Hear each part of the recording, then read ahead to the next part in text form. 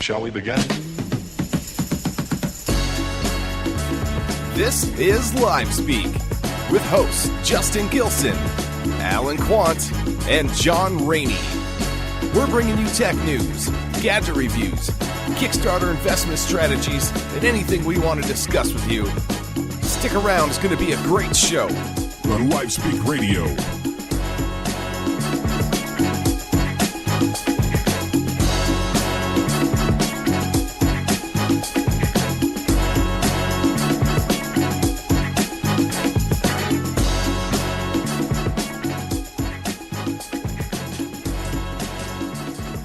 Welcome, everybody, to LiveSpeak Radio. It is July 27th, 2014, and I have no John, and I have no Alan, and I'm very sad about that, but in some ways, kind of happy.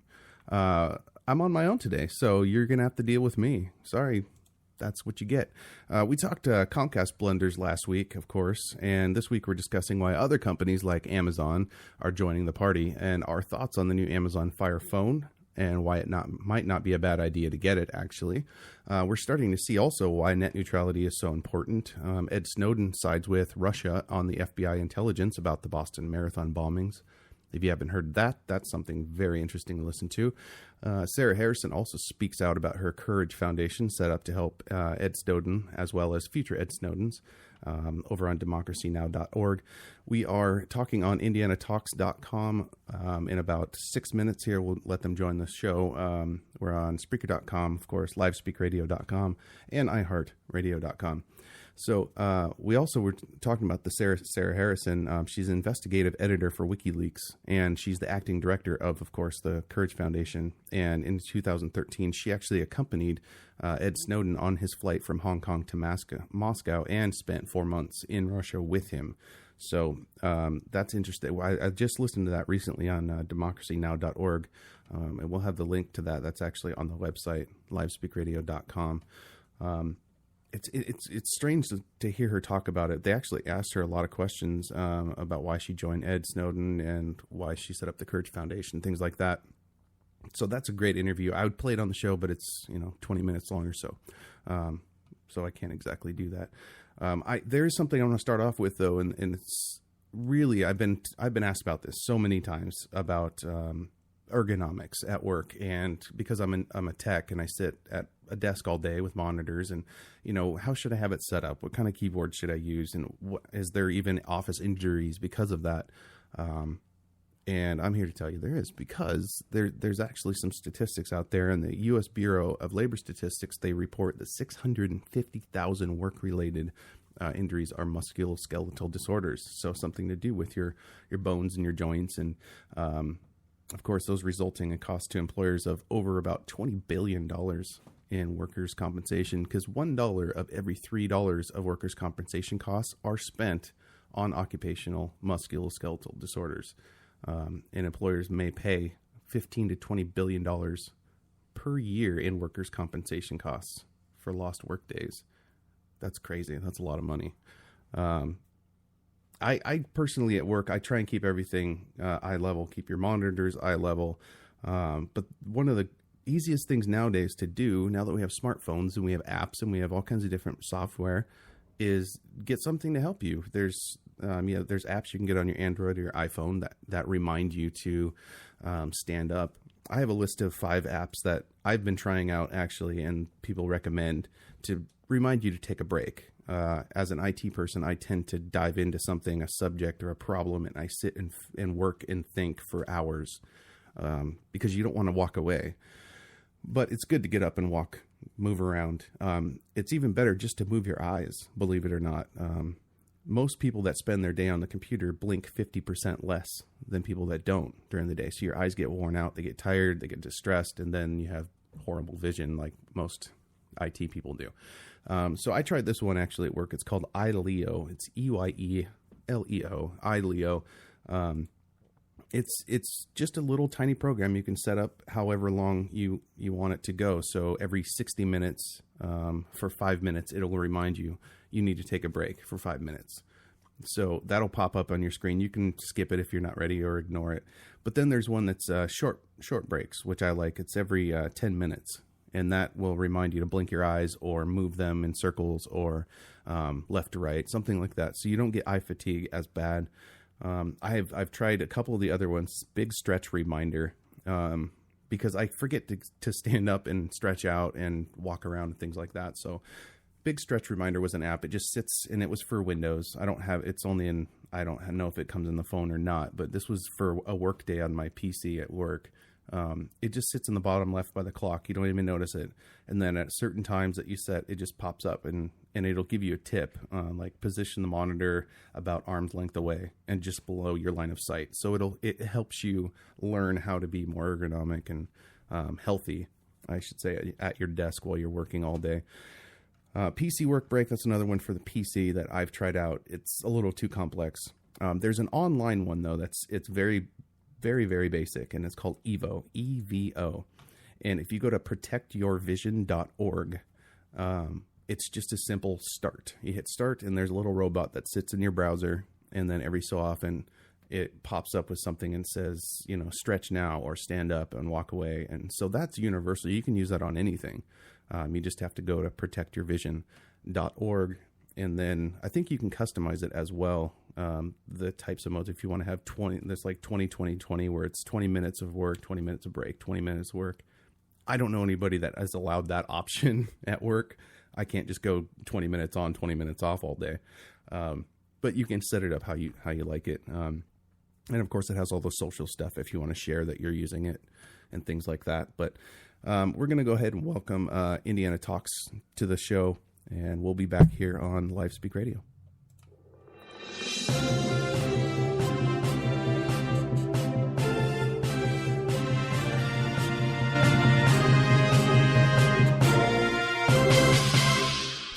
Shall we begin? This is Live Speak with hosts Justin Gilson, Alan Quant, and John Rainey. We're bringing you tech news, gadget reviews, Kickstarter investment strategies, and anything we want to discuss with you. Stick around, it's going to be a great show. On Live Speak Radio.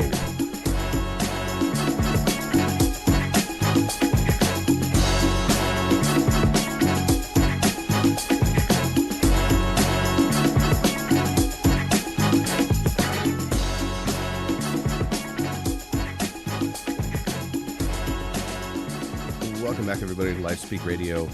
Welcome, IndianaTalks.com, for listening in. It is July 27th, 2014, and we were just talking about ways to prevent work injuries because we wanted to.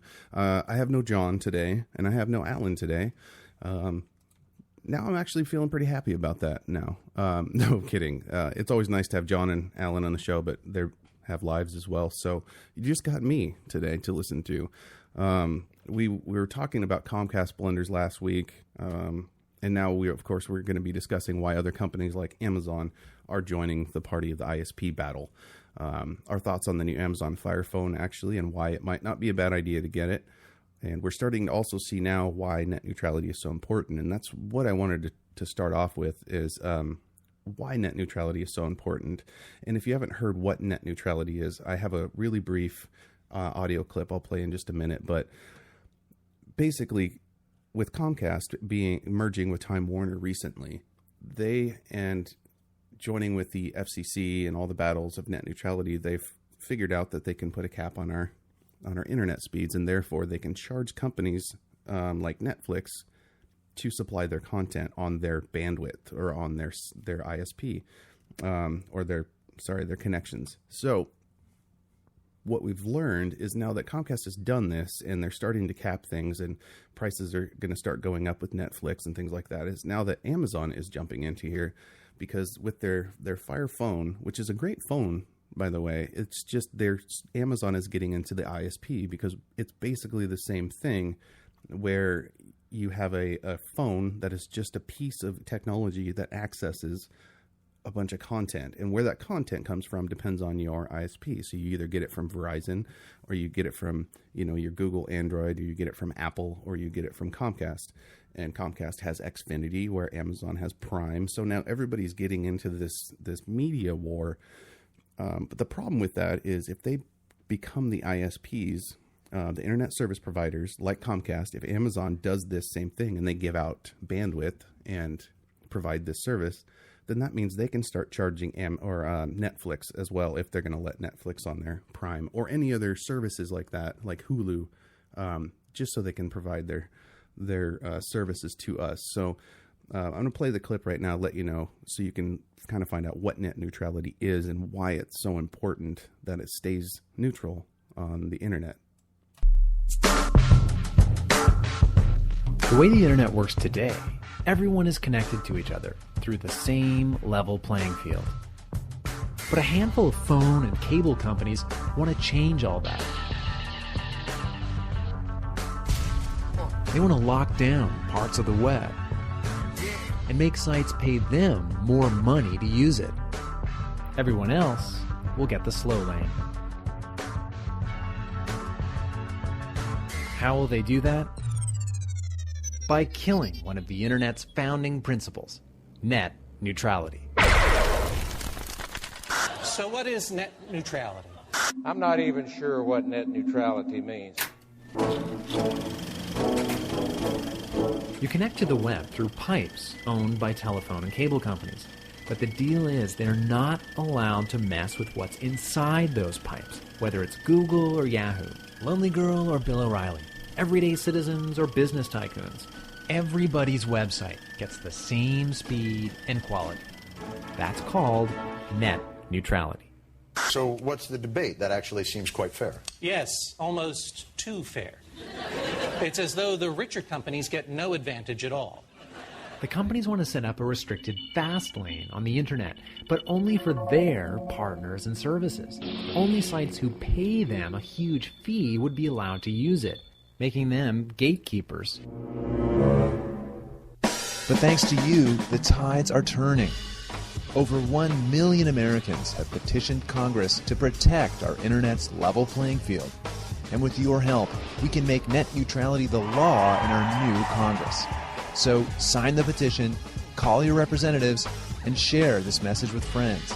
And use the internet to save the internet at savetheinternet.com.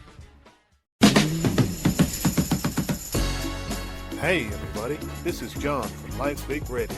Radio advertising has always been one of the best mediums for businesses to reach their target audience, and with the success of internet radio, it's reached a whole new level. Internet radio is the most cost-effective way to reach a wider audience, and at LiveSpeak Radio, we have a global audience. That means that we can offer the ideal platform for your business to advertise. To advertise on LiveSpeak Radio, get in touch with us today through our website at livespeakradio.com or send us an email to marketing@livespeakradio.com.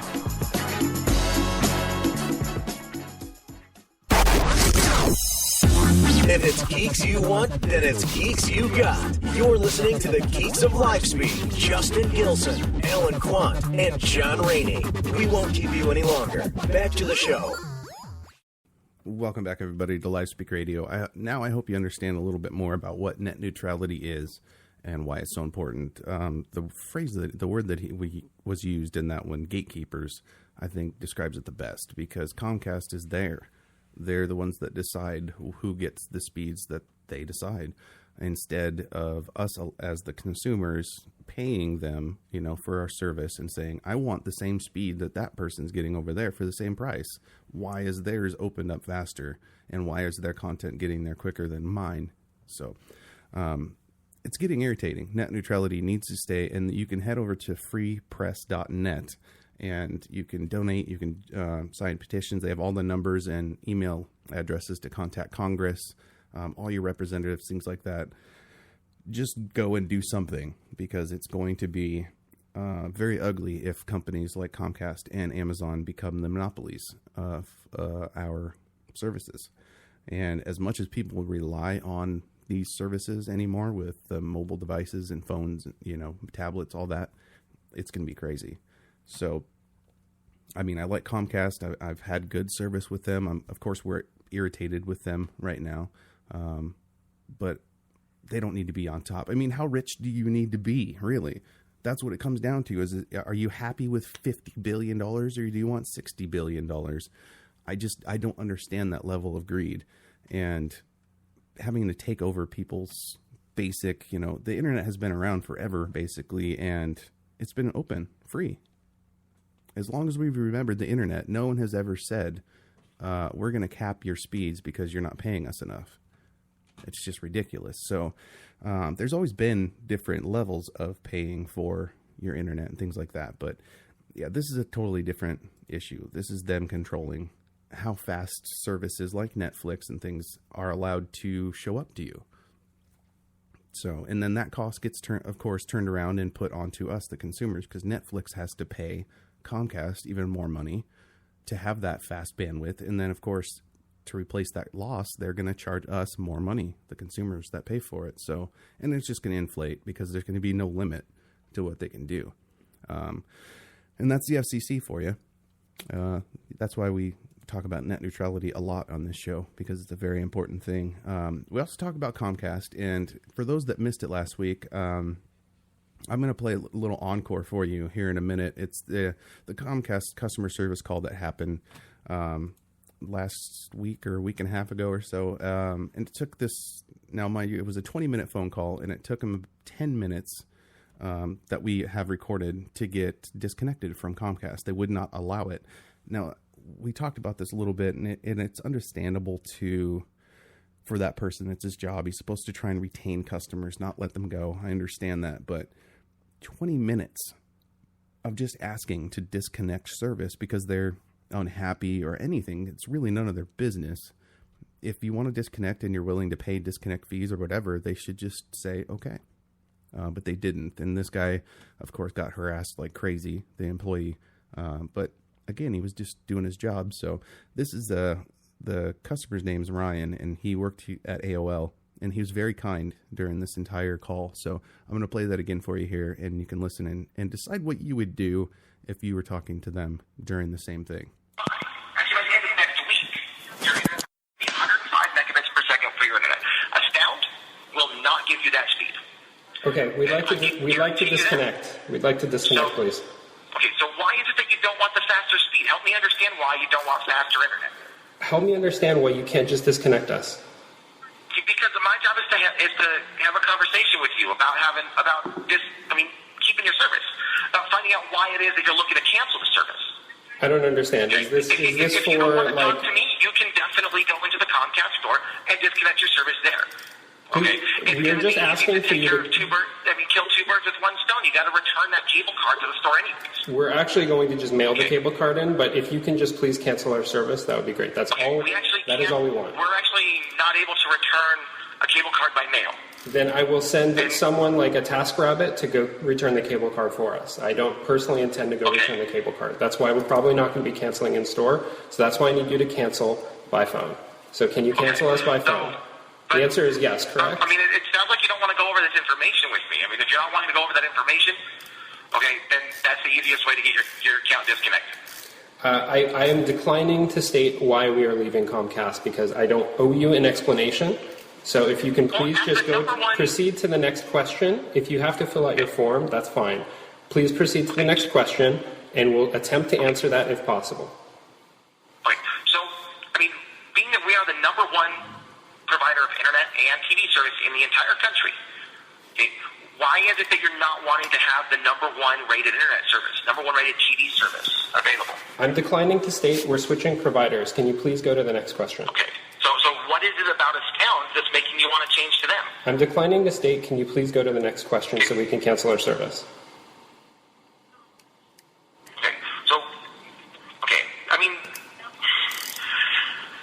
I'm just trying to figure out here what it is about Comcast service that you're not liking, that you're not wanting to keep. Why is it that you don't want to keep that service? This phone call is a really actually amazing representative example of why I don't want to stay with Comcast. So can you please cancel our service? But I'm trying to help you. Okay, the way that you can help me right now. Finding answers by doing all this. The way that you can help me is by disconnecting our service. That's how you can help me. How is that helping you, though? Because that's what I want. Explain to me how that's helping. That's what I want. Okay, so why is that what you want? Because that's what I want. Okay, so, there has to be some sort of reason behind it. That's what we're trying to find out. We just want to find out what it is that's causing a customer that's been with us for a long time to leave. Because that's what we want. Okay? You've been with us since So 2005, 9 years, you've been a Comcast customer. Okay, after a decade, okay, clearly the service was working great for you. You weren't having any problems. So now all of a sudden you're moving. Okay, you've kept this service in multiple addresses. All of a sudden you're moving and something's making you want to change. What is it that's making you want to change that? Because that's what we want to do. Okay, why is that what you want to do? That's none of your business. Your business is to disconnect us, please. As a company that is a cable and internet provider, primarily, okay, that is our business, to know why our customers are leaving. Okay? If we don't know why our customers are leaving, how are we supposed to make it a better experience for you next time? Okay? When a town turns out to have that's a fantastic question, and something that you can hire a firm to go figure out. For right now, I'm just a customer calling in, attempting to disconnect service. That is something that you can do, right? You said that you can't disconnect service. Yes? Okay. Yes? Well, I mean, I just don't want to lose you as a customer. Is that something you can do? benefit greatly from transferring your service to your new address. Is that something you can do? Can you disconnect us by phone? Can you disconnect our service? Yes or no? Okay. What I'm trying to find out is why don't you want the same offer can you disconnect our service? Faster internet than anyone can provide you. Okay, why don't you want those services? Because I'm not interested in your services any longer. So you're not interested in the fastest internet in the country? Nope, not interested. Okay, why is that? Can you disconnect us by phone? Are you capable in your system of disconnecting our service? Yes or no? Well, I'm just trying to get some information to find out why it is that we're losing you as a customer. Please answer my question. Are you capable by phone of disconnecting our service? It's something we can do. I mean, okay. Rarely do we do it. That's something you can do. I would appreciate you now doing that. Okay. Please proceed in disconnecting our service. So what is it about this other internet provider, this other TV provider, that's making it sound so much better than the number one TV service available? I don't know. It's totally arbitrary decision. Okay, so why not keep what you know works, what you know is a good service? Because we're not doing that. So please proceed in disconnecting our service. You don't want a good service? You don't want something that works? No, I don't. I guess I don't want something that works. So why don't you want something that's a good service and something that works? I mean, is this like a joke? Is this like, are you punking us right now? I'm trying to get information, okay? I'm trying to help our company be better. That's my job. Okay? I can guarantee you right now you are doing an incredibly good job at helping your company be worse. Okay.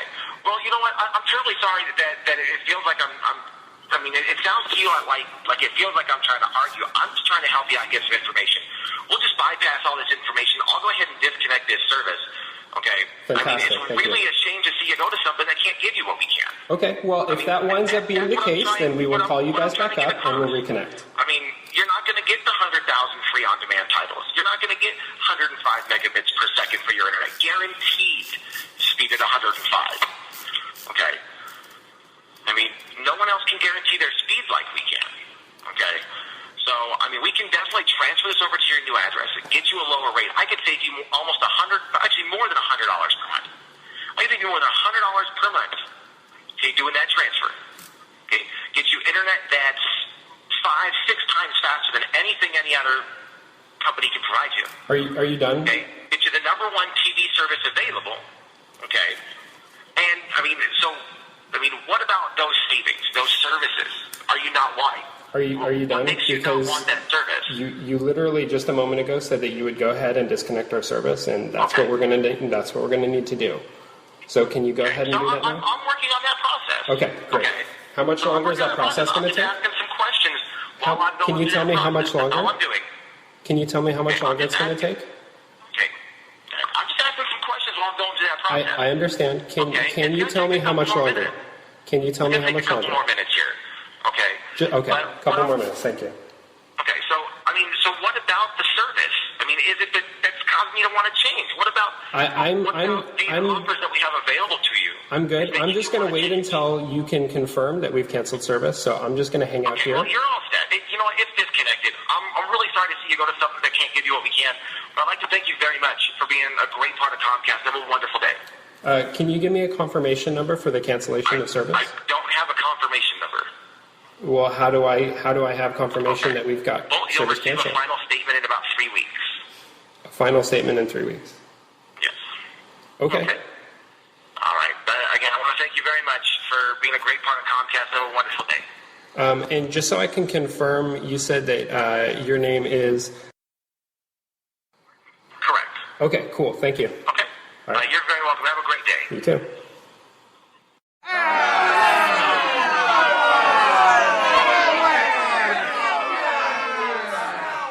That's pathetic. That's very upsetting to hear that. I understand the guy was doing his job, but wow. He was really, really trying.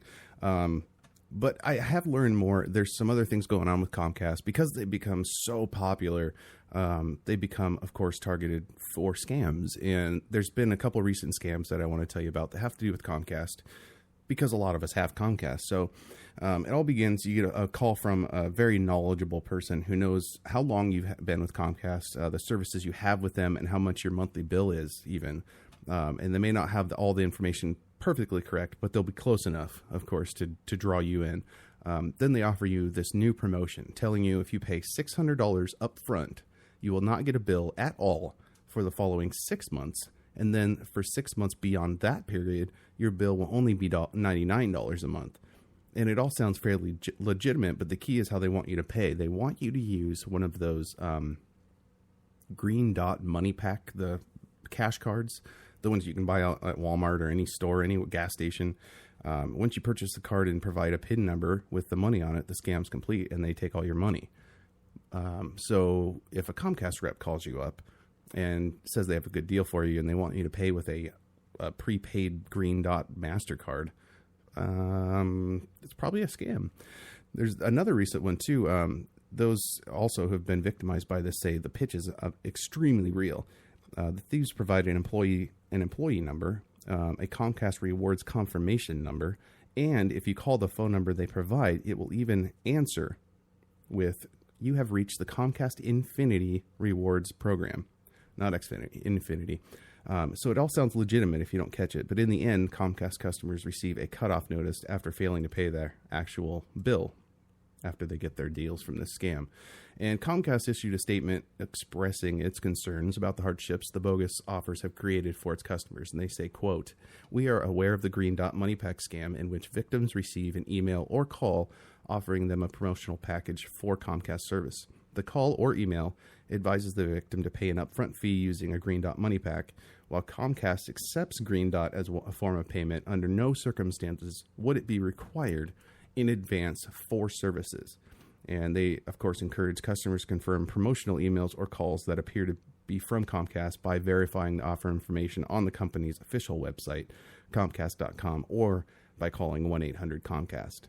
So if you're ever unsure about something, if they won't let you call back and ask about it, it's a scam. If they want you to use only one form of payment, it's a scam. So there are some things going on because Comcast has gotten so popular. There you go. You get tons and tons of scams that people are, of course, somebody's going to jump on that. And it's worked, obviously, many, many, many, many times.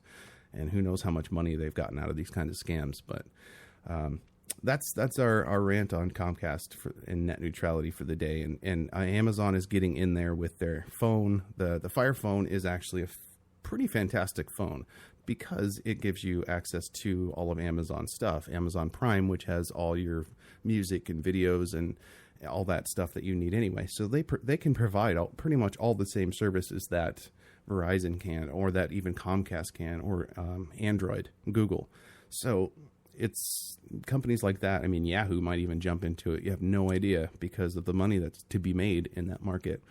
So that's that. Let's run to it. We're going to play a song here. This is Left Lane Cruiser from Indiana, actually, and the song's called Riverwalk. We'll be back here, and we'll talk some more about Ed Snowden and Sarah Harrison here on Live Speak Radio.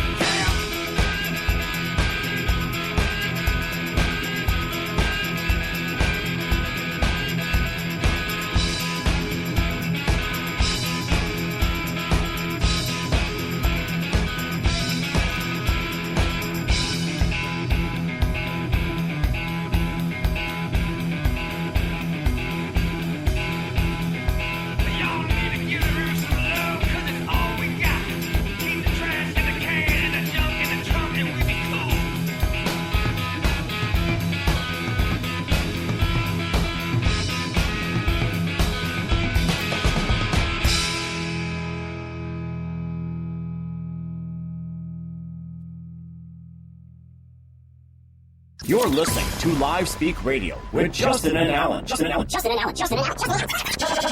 Alan.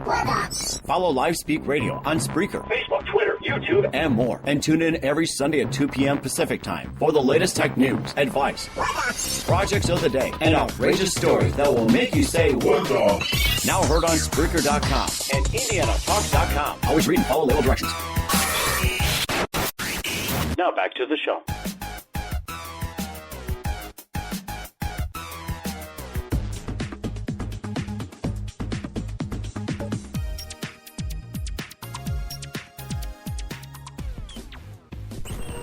Warning, this show can be freaky. Your favorite DJ. You've been warned. Welcome back, everybody, to Live Speak Radio. We were talking before the break, some Comcast, some net neutrality. I wanted to move on a little to what I read recently on last Sunday. We didn't get to talk about it last show on Ed Snowden. Actually, he sided with Russia on the FBI intelligence about the Boston Marathon bombings.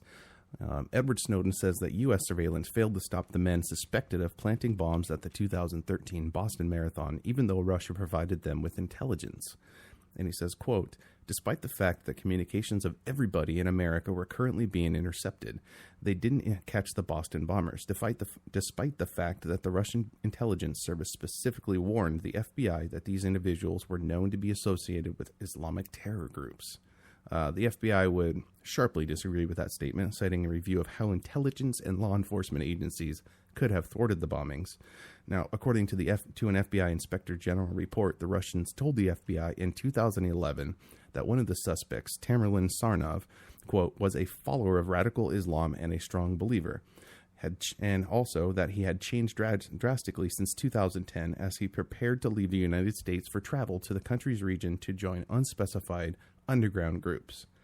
But after the initial intel sharing, the Russians declined several requests for additional information about Sarnev. Now, quote, "They found that the Russians did not provide all the information that they had on him back then, and based on everything that was available, the FBI did all that it could." This is a senior American official briefed on the review, told the New York Times that. Now, Sarnev, who died in a firefight with the police, of course, and his brother, who will face trial, are believed to be the sole suspects in the attack that killed 3 people and injured more than 200 near the marathon's finish line on April 15, 2015. And, quote, "Had they known what the Russians knew, they probably would have been able to do more under our investigative guidelines. But would they have uncovered the plot? That's very hard to say." One official told the Times, "Given Snowden's position as a former NSA systems administrator who stole up to 1.7 million NSA documents, gave about 200,000 of them to journalists, and subsequently ended up under the protection of Russia's security services after flying to Moscow, his views on world events are relevant. In the case of the Boston Marathon bombing, the 31-year-old American appears to have sided with Moscow's point of view on this one." So Ed Snowden speaking out again and agreeing that there was information given about the Boston Marathon bombings and that nothing was done about it. I guess I should say we're surprised, but I can't. It seems more and more that we're just being fed lies through our government, and most people know that, and the people that don't are in denial about that. I understand we're supposed to be lied to about some things, but I mean, come on, you can't prevent a catastrophe from happening to protect the people of your country. You're not doing your job. It's that simple. But now we're talking about Sarah Harrison, and she was the investigative editor at WikiLeaks and also spent time with Ed Snowden in Moscow. And she is out talking now. She's doing interviews talking about, she's in Germany now. I don't remember where, I think Belgium, maybe. She's over there, and she's doing interviews talking about the Courage Foundation that she set up that is to help Edward Snowden, as well as future Edward Snowdens. The people she's trying to give people she's trying to let people know that there are people out there that will follow them if they decide to come forward like Edward Snowden did, and that you will always find asylum somewhere, because there's going to be somebody out there in a country somewhere that agrees with you if you're doing something that's not, of course, hurting countries all over the place and destroying America. But I'm on Ed Snowden's side on most of the stuff. I don't know of all the documents he has, but he seems to be providing some pretty nice intelligence that would have been great to have. So for that, Ed Snowden is still one of the heroes here at LiveSpeak Radio. So we're going to take a quick break here, and we'll come back. I have some weird news that I want to talk to you about that I just found recently, and the things that people are buying, it's just hilarious to me. So we're going to play One Shot by Black Cat Mambo, another Indiana artist. So we'll be back here on LiveSpeak Radio.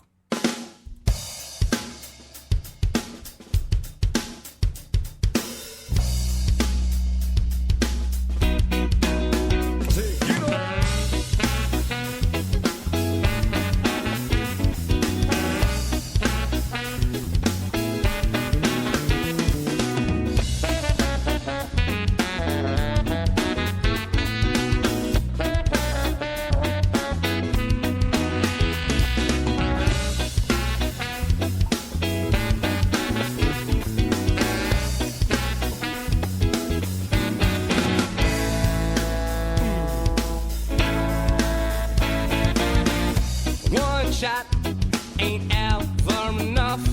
By 3 shots, you know I'm bulletproof and tough. Smoking and drinking is my game. Black Cat Mama, best remember the name. And yo, log on me down right now, but soon enough I'm coming up. So come on, little mama, don't ya hesitate, cause I ain't the kind of man that ever likes to wait. Shaking in your socks, your knees gone, and I got it on lock. And love me tonight. In the morning I'll be gone. Yes, you better love me tonight. In the morning I'll be gone. Yes, I will be gone. Oh yes. Give me that beat that's a hopping in the night that's hot. And then the Jones and in my balls will take me straight to the spot where we're riding and we're groping for what the other's hot. Cause if we don't stop, I said the beat don't drop it. Lovely lady, let's all out down for me. Here I'm the man with the magic hand, gonna set you free. And love me tonight, cause in the morning I'll be gone.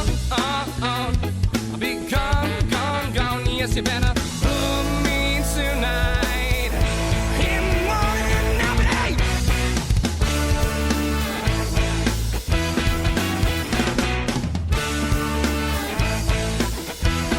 we're out tonight. We come for your daughters. One way, oh, whiskey waters. We're out tonight. We come for your daughters. Oh yeah, oh no.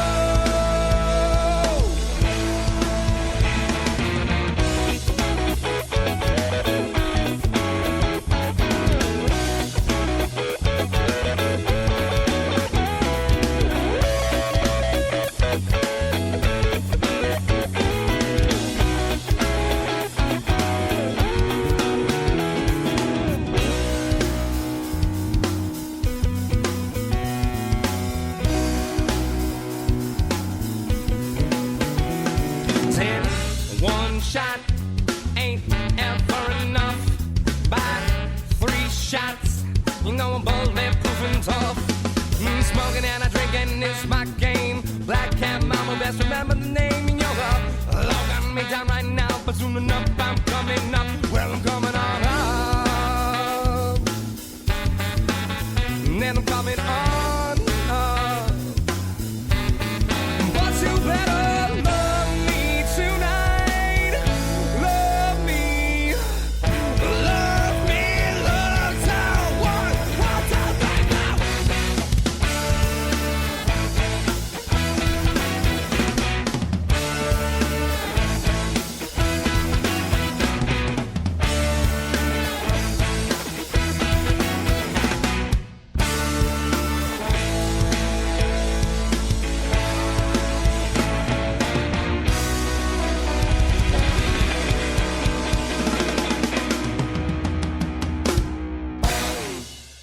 Hey everyone, it's Amy Newmark, publisher, editor-in-chief, and co-author of Chicken Soup for the Soul. You're listening to Live Speak on iHeartRadio. Check. This is the one you've been waiting for. Check this out. Fire. Assume the position. Mixing it up. Welcome back, everybody, to LiveSpeak Radio. Again, that was One Shot by Black Cat Mambo in Indiana. We have some time for some WTF news. 5, 4, 3, 2, 1. What the f***? Yeah, we don't want to do anything to scare your children. That's right. We don't want to scare your children at all. Only John does, and he's not here, so we're good. I actually wish John was here because there's some pretty funny stories that I think he would enjoy. The first one, I read that there's a naked man who stole meat from a Florida restaurant. And apparently, 2 naked guys and one wearing just underwear swiped 60 hamburgers, 3 pounds of bacon, 3 red peppers, and a paddleboard from Doc's Beach House restaurant in Bonita Springs, Florida. Yeah. It's kind of interesting that somebody would go in and steal a ton of meat, and apparently they were just in a big barbecue and had to go get some stuff, so why not take all your clothes off and go do it, right? I don't understand that. That one I'm pretty sure John would like. Another one, which is even better, that I'm pretty sure John's going to buy as soon as he sees it, is there's furniture designed to look like and feel like and sometimes smell like human skin. Yes, I'll say that again. That's furniture designed to look and feel and sometimes smell like human skin. This UK artist, Gigi Barker, has created a line of furniture made to look, feel, and smell like human skin. There is, as New York Magazine reports, quote, a chair meant to mimic a squishy roll of fat and footstools that resemble deformed testes. Now, if you go to the Huffington Post, you can find this story, or we'll put the link on our website, livespeakradio.com. The pictures they're creepy. I mean, they just look like big blobs of fat. And surprisingly, the furniture has actually been infused with human pheromones and aftershave. And what they say about human pheromones is that it attracts other people. So people are going to be falling in love literally with their furniture. And that's a scary thought. But they said that the most enthusiastic fans that they have are youngsters. And they say, quote, children have been one of the most interesting demographics in relation to the work. Without any of the hang-ups we later develop, they are free to truly explore and interact with the work. Work regarding the human body is very personal, and we all have a very immediate reaction to it. So the reactions have reflected this. So, of course, children are going to love this stuff. And it's fleshy, it's weird looking. I mean, there's dark, there's light. It's just strange. I guess there's something out there for everybody. But for those looking to take home Gigi Barker's deformed testicle footstools, you'll maybe in for a little bit of a sticker shock here. The stool alone, the testy, just one testy, mind you, not 2 testy, 1 testy, costs about $775.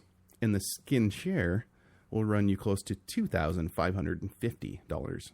According to Wired magazine. Barker's designs are somewhat like full-size versions of artist Jessica Harrison's miniature skin furniture creations that Geekology wrote about April of last year sometime. And so there you go. You can have a chair, a skin chair, and 1 testy for right about $4,000. If you have that. If you feel like spending that on testes, go right ahead. I would get real ones if it were me. I wouldn't get fake furniture for $4,000, but there you have it. That's your WTF weird news for the week. That does it here for us here at LiveSpeak Radio. Next week we'll have hopefully have John on and Alan, and if not, you'll have me again. But that's quite all right because I'm awesome. So remember to follow us at facebook.com/LiveSpeakRadio, also on Twitter at LiveSpeakRadio, and you can find us on Spreaker.com, iHeartRadio, as well as IndianaTalks.com. That, my friends, will do it for us here at LiveSpeak Radio. We'll see you next week. Thank you for listening to Live Speak Radio with hosts Justin Gilson and Alan Quant. Tune in next week to hear more amazing tech news, gadget reviews, and interviews. Don't be afraid to release your inner geek. Listen to Live Speak.